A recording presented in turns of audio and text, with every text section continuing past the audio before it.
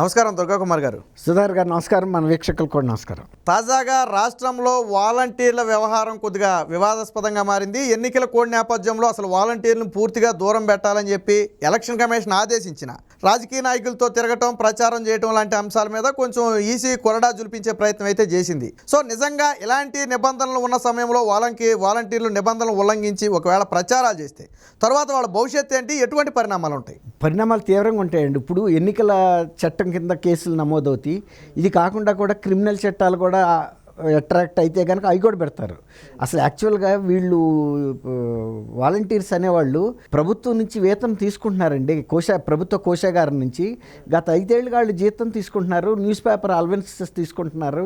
ఇంకా అయినా కొన్ని ఖర్చులు అవి కూడా తీసుకుంటున్నారు. ప్రభుత్వం చిమ్లు ఇచ్చింది, ఫోన్లు కూడా ఇచ్చింది. తర్వాత ఇవి కాకుండా అడిషనల్గా పార్టీ తరఫున కూడా వాళ్ళు ఇచ్చారు కొన్ని తాయిలాలు. మరీ ముఖ్యంగా ఈ 2 నెలల పాటు అడిషనల్గా 25,000 నుంచి 30,000 ఇస్తామని చెప్పి హామీ ఇచ్చారు. ఎందుకంటే పార్టీ ప్రచారం చేయమని. ఎందుకంటే బొత్స సత్యనారాయణ గారు మొన్న ఒక మీటింగ్లోనే చెప్పాడు వాలంటీర్స్కి, ఇన్ని రోజుల నుంచి జగనన్న మిమ్మల్ని పోషించాడు, ఇప్పుడు జగనన్నకు అవకాశం వచ్చింది మీరు రుణం తీర్చుకోవటానికి. అంటే రుణం తీర్చుకోవటం అంటే పార్టీకి ఓటేయించి మళ్ళీ జగనన్న ముఖ్యమంత్రి చేయండి, మీ రుణం తీరిపోద్ది అని డైరెక్ట్గా పిలిపించాడు. వీళ్ళు అసలు ఫస్ట్ పెట్టడమే ఈ వాలంటరీ వ్యవస్థ పెట్టినప్పుడే వాళ్ళకు ఒక ఉద్దేశం ఉందండి. 2024 ఎలక్షన్ల నాటికి మన మీద వ్యతిరేకత వస్తుంది, అప్పటికి ఇట్లాంటి సంధానకర్తలను పెట్టాలి, మనం ఎమ్మెల్యేలని వీళ్ళని పెట్టుకుంటే లాభం లేదు అంటే ఆనాటికే ఒక ముఖ్యమంత్రి గారు ఒక అవగాహనకు వచ్చాడు. తన పరిపాలన అనేది ప్రజలకు అనుకూలంగా ఉండదు, ప్రతికూలంగా ఉంటుంది, ప్రజల మీద దాడి చేసినట్టుగానే ఉంటుంది, అన్ని వర్గాల ప్రజలు దూరం అవుతారు. కాబట్టి ఇట్లాంటిది ఇంకొక అడిషనల్ వ్యవస్థని రూపొందించి ప్రతి ఇంటిలోనూ ఏం జరుగుతుంది, అసలు రాజకీయ పరిస్థితులు ఏంటి అనేది ఒక నిఘా పెట్టడం కోసం 50 ఏళ్ళకి ఒక వాలంటీర్ అని పెట్టారు. ఇది వీళ్ళు ఇచ్చే పెన్షన్లు వీటి గురించి కాదు, అసలు ప్రతి ఇంటిలో ఉన్న వాతావరణం ఏంటి తెలుసుకోవటం, ఎవరు ఏ పార్టీకి అనుకూలంగా ఉన్నారు, వాళ్ళని మన వైపు మార్చుకోవటం ఎట్లా, అట్లాగే ఇతర పార్టీల్లో ఎంత బలం ఉంది, వాళ్ళని మనం విన్ ఓవర్ చేయాలంటే వీళ్ళ ద్వారా ఏమైనా స్కీములు ఇస్తే మారతారా.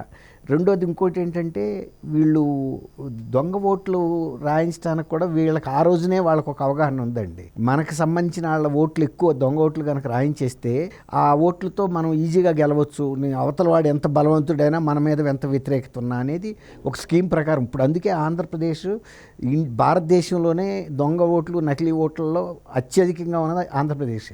అది కారణం ఏంటంటే ఈ వాలంటరీ వ్యవస్థ. ఇప్పుడు కేంద్ర ఎన్నికల సంఘానికి కూడా ఇదో తలనొప్పిగా మారింది ఆంధ్రప్రదేశ్ ఎన్నికలు అనేది. గతంలో ఎక్కడన్నా 1-2 స్పొరాడిక్గా బూతులు ఉండేవి, అక్కడ ఒకటి సమస్యాత్మకం అనేవాళ్ళు, అంటే అక్కడ రౌడీజం చేయటం, రిగ్గింగులు చేయటం ఇలాంటివన్నీ. ఇప్పుడు అసలు ఆంధ్రప్రదేశ్ మొత్తం కూడా ఒక సమస్యాత్మకమైన రాష్ట్రంగా వచ్చి మళ్ళీ రెండోసారి కూడా మొన్న మధ్య వచ్చి అధికారులందరికీ కూడా వార్నింగ్ ఇచ్చి హెచ్చరికలు చేసి వెళ్ళారు. ఇప్పుడు వీళ్ళకి తెలియదండి, ఈ వాలంటీర్స్ అనేది ఒక రకంగా అమాయకులు, వీళ్ళని చాలా వాడుకుంటున్నారు గవర్నమెంట్ తరఫున. వీళ్ళు ఇచ్చిన 5,000 చూసుకుంటున్నారు, కానీ వీళ్ళతో చేయిస్తున్న అక్రమాలు, మరీ ముఖ్యంగా ఇప్పుడు జరిగే అక్రమాలు, వాళ్ళని అభ్యర్థులు ఏమంటే వెళ్ళమంటున్నారండి, వెళ్తున్నారు. తర్వాత ఇంటింటికి ప్రచారం చేయమంటున్నారు పార్టీ తరఫున. ఇవన్నీ వీడియోలు వస్తున్నాయి కాబట్టి మనకు తెలుస్తున్నాయి. అవును, ఇప్పుడు గతంలో అంటే మామూలుగా న్యూస్ పేపర్లోనే వచ్చేది, ఇవాళ అట్లా కాదు, వీడియోలు పోస్ట్ అవుతున్నాయి. ఆ రకంగా ఏమవుతుందంటే వీళ్ళు తెలిసో తెలవకో ఆ పద్మవ్యూహంలోకి వెళ్ళిపోతున్నారు. ఇప్పుడు వీళ్ళకి ఎవిడెన్సెస్ అన్నీ కూడా రేపు వాళ్ళకి మెడకు చుట్టుకుంటాయి. ఈ కేసెస్ కనుక ఫైల్ అయినాయి అనుకోండి, ఎన్నికల నియమావళి కింద చాలా తీవ్రమైన కేసెస్ అవుతాయి. అది వాళ్ళు రేపు ఏదన్నా ప్రభుత్వ ఉద్యోగాలకు వెళ్ళాలన్నా, లేకపోతే ఇంకా ఏదన్నా గవర్నమెంట్ స్కీములు వర్తించాలన్నా కూడా ఇవి వాళ్ళకి అడ్డం పడే పరిస్థితి వస్తుంది. ఇప్పుడు కేంద్ర ఎన్నికల సంఘం కూడా వీళ్ళని వాలంటీర్లు మాకు సంబంధం లేదని ప్రభుత్వం చెప్పినా కూడా ఇప్పుడు వరకు ఎవరైతే వాళ్ళ లిస్టులు ఉన్నాయి కదండి, వాలంటీర్ లిస్టులు కేంద్ర ఎన్నికల సంఘం దగ్గర కూడా ఉన్నాయి. ఎందుకంటే వాళ్ళు ముందే ఇంటెలిజెన్స్ ద్వారా తెప్పించి పెట్టుకున్నారు ఈ వాలంటీర్ వ్యవస్థ ఇక్కడ మిస్యూజ్ అయ్యే అవకాశం ఉందని. అందుకే మొన్న స్పెసిఫిక్గా ఒక మెన్షన్ కూడా చేశారు, వాలంటీర్లు ఎన్నికల నిర్వహణలో ఏ స్థాయిలో కూడా ఏజెంట్లుగా పెట్టుకోవచ్చా అని అడిగారు వైఎస్ఆర్సీపీ వాళ్ళు. అట్లా పెట్టుకుంటే కనుక ఇతరులను అబ్జెక్ట్ చేయించి ఓటు ఇవ్వకుండా నివారించవచ్చు అని. ఏజెంట్లు కూడా పెట్టుకోవటానికి ఏజెంట్లుగా కూడా వీలు లేదన్నారు, ఎందుకంటే వాళ్ళు ప్రభుత్వ డబ్బు తీసుకుంటున్నారు కాబట్టి. ఇప్పుడు ఈ పరిస్థితి ఏంటంటే వాళ్ళకి ఎక్కడో ఒకసాట ఇన్వాల్వ్ చేద్దామని చూస్తే కూడా పరిస్థితి ఎక్కడ వాళ్ళకి అనుకూలించకపోయేటప్పటికి ఇక డైరెక్ట్గా ప్రచారం చేయండి, మా సిమ్ములు మాకు ఇచ్చేయండి, మేమేమో మీరు వాలంటీర్లు కాదని మేము చెబుతాం, మీ మీద కేసులు వచ్చినా కూడా పెట్టినా కూడా మీరు వాలంటీర్ కాదని వీళ్ళు చెప్పినా వాళ్ళ దగ్గర లిస్టులు ప్రతి గ్రామం నుంచి ఉన్నాయి. వాళ్ళ దుర్వినియోగం అవుతుందనే ఉద్దేశం మీద ముందే తెప్పించుకున్నారు. ఇప్పుడు కనుక వీళ్ళ మీద కేసెస్ ఎన్నికల చట్టం ప్రకారం కనుక ఫైల్ చేసే ఇప్పుడు ఆల్రెడీ రిపోర్ట్స్ వెళ్ళినాయండి. ఎక్కడెక్కడ దుర్వినియోగం అవుతుందనేది కొంతమందిని ప్రతి జిల్లాలో ఒక 20 మంది 15 మంది అక్కడ ఇక్కడ చాలామంది సస్పెండ్ అయ్యారు. అది పెద్ద విషయం కాదు.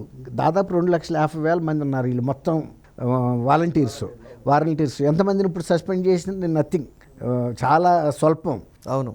కానీ ఇప్పుడు ప్రజలు తర్వాత ప్రతిపక్షాలు కూడా వాళ్ళ మీద నిఘా పెట్టినాయి. ఇప్పుడు ప్రతి గ్రామంలో కూడా వాళ్ళు వెళ్ళి ఎవరెవరిని ప్రభావితం చేస్తున్నారు, ఎక్కడ కలుస్తున్నారు ఏంటి అనేది వీటిని ఆల్రెడీ కేంద్ర ఎన్నికల సంఘం, రాష్ట్ర ఎన్నికల సంఘం కూడా ఎప్పుడైతే నోటిఫికేషన్ వచ్చిందో ఈ దుర్వినియోగానికి ఒక స్కీమ్ తయారు చేసి పెట్టుకున్నారో వీళ్ళని వాళ్ళు కూడా నిఘా ఉంచుతున్నారు.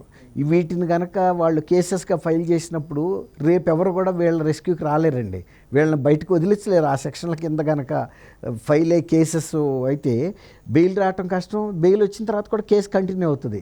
శిక్షలు కూడా ఎక్కువగా ఉంటాయి. అవసరమైతే ఇలాంటి వాటిని ఎన్నికల నేరాలు వాటిని ఫాస్ట్ ట్రాక్ కోర్టులు పెడతారు. ఎందుకంటే ఎక్కువ జరిగే అవకాశం ఉంది. ఇప్పుడు ఆంధ్రప్రదేశ్ మీద కూడా కేంద్ర ఎన్నికల సంఘం దృష్టి ఎక్కువ ఉంది. కాబట్టి ఎన్నికల సంఘానికి ఫైల్ చేసిన కేసెస్ అన్నీ ఫాస్ట్ ట్రాక్ కోర్టులకు ఇచ్చేసారనుకోండి, తొందరగా తేలిపోయినప్పుడు సహజంగా వాళ్ళ కుటుంబాలు ఎఫెక్ట్ అవుతాయి. వీళ్ళేమి పెద్ద చదువుకున్న వాళ్ళు కూడా కొంతమంది ఉన్నారు కానీ కొంతమంది లేరండి. 10th ఇంటర్ వాళ్ళంతా వైఎస్ఆర్సీపీ కార్యకర్తలు.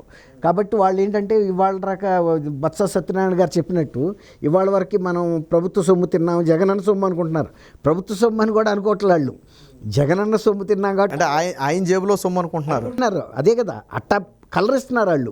దాంతో మీ రుణం తీర్చుకోమన్నారు కదా అని వీళ్ళు రుణం తీర్చుకోవడానికి ప్రయత్నిస్తే రేపు కేసులు పెట్టి అరెస్ట్ అయినాడు ఏ పార్టీ. ఇప్పుడు రేపు వైఎస్ఆర్సీపీ ఉంటుందని అసలు నమ్మకమే లేదు. అసలు పార్టీ మారితే ఇబ్బంది. పార్టీ మారుతుందండి. ఇప్పుడు వాళ్ళు గతంలో ఇవాళ కాదు, అది 2019లోనే వాళ్ళు ఊహించారు మనం చేసే పరిపాలన ఏ రకంగా ఉంటుంది, దాని మూలన ప్రజల నుంచి ఆమోదం ఉండదు.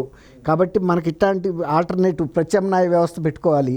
అందుకే కదా ఏళ్ళు పెట్టింది. అంతకుముందు ఎవరన్నా ఏ గవర్నమెంట్ అన్నా పెట్టిందా? వాళ్ళకి ఆ ధైర్యం ఉంది. ఎందుకంటే మనం మంచి పరిపాలన ఇస్తాము, గెలుస్తామని.